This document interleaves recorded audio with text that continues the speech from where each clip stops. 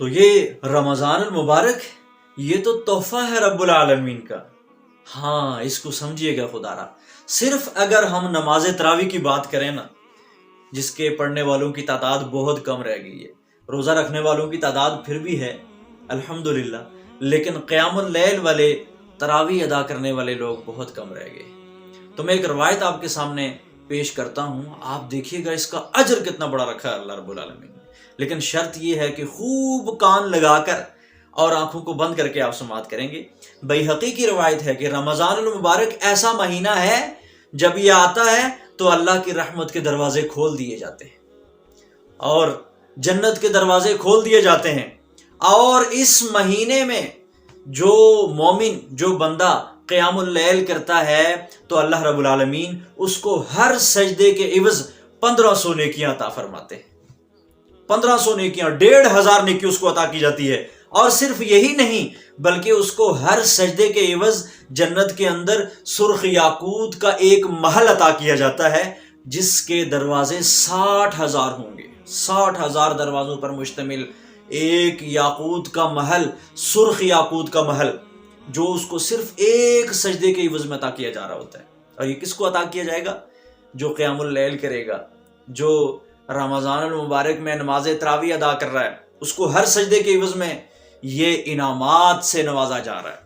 یہاں میں اپنے نوجوان حفاظ، جو کم عمر حفاظ ہیں، ان کے سامنے ہاتھ جوڑتا ہوں. خدا کے لیے آپ کے جو مقتدی حضرات ہیں، آپ کے پیچھے جو نمازیں پڑھنے والے لوگ ہیں، ان کو کچھ پڑھ لینے دیا کریں. خدا ان کو سجدے میں کچھ پڑھ لینے دیا کریں. اس کا اجر بہت بڑا ہے، کیونکہ ہم نے اس کو ضائع نہیں کرنا، ہم نے تو اجر کو حاصل کرنا ہے نا. اور عوام الناس کے سامنے بھی خدا آپ چھوٹے ان حفاظ کو سمجھائیں، ان کو اپریشیٹ نہ کریں کہ قاری صاحب کل 30 منٹ میں آپ نے پڑھی تھی نا، آج کوشش کریں 20 منٹ میں ختم ہو جائے. یار یہ کوئی کھیل تماشا ہے؟ آپ دیکھیں تو صحیح ہم کس کے سامنے آ کر کھڑے ہو رہے ہیں، کتنا عظیم عمل کرنے جا رہے ہیں، اس کے کیا کیا فوائد ہیں، کیوں ہم اس کا اجر ضائع کرنے کے پیچھے پڑے ہوئے ہیں؟ اس لیے اس کا اجر بہت بڑا ہے. مسجد میں ابھی آئے نہیں، جانے کی فکر پہلے سے لاحق ہوگی. یہ کیا ہے؟ کم از کم اس مقدس ماہ کے اندر تو یہ کیفیت نہ ہو ہماری.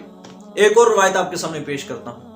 عن ابی ہریرہ ان رسول اللہ صلی اللہ علیہ وآلہ وسلم قال من قام رمضان ایمانا واحتسابا غفر له ما تقدم من ذنبه، کہ نبی علیہ الصلوۃ والسلام نے فرمایا جس نے رمضان میں قیام کیا ایمان کے ساتھ، احتساب کے ساتھ، اس کے پچھلے سارے گناہ معاف کر دیے گئے. جس نے رمضان میں قیام کیا، لیکن اس قیام اللیل کے ساتھ ساتھ 2 شرطیں رکھی. ایمان کے ساتھ کیا ہو، احتساب کے ساتھ کیا ہو. کیا مطلب؟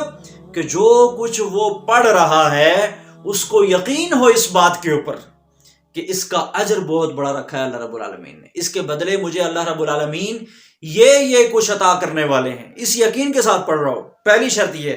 دوسری شرط یہ ہے کہ احتساب کے ساتھ پڑھ رہا ہو، ریاکاری اور دکھلاوا مقصود نہ ہو، کوئی اور غرض نہ ہو، فقط رضائے رب العالمین ہو.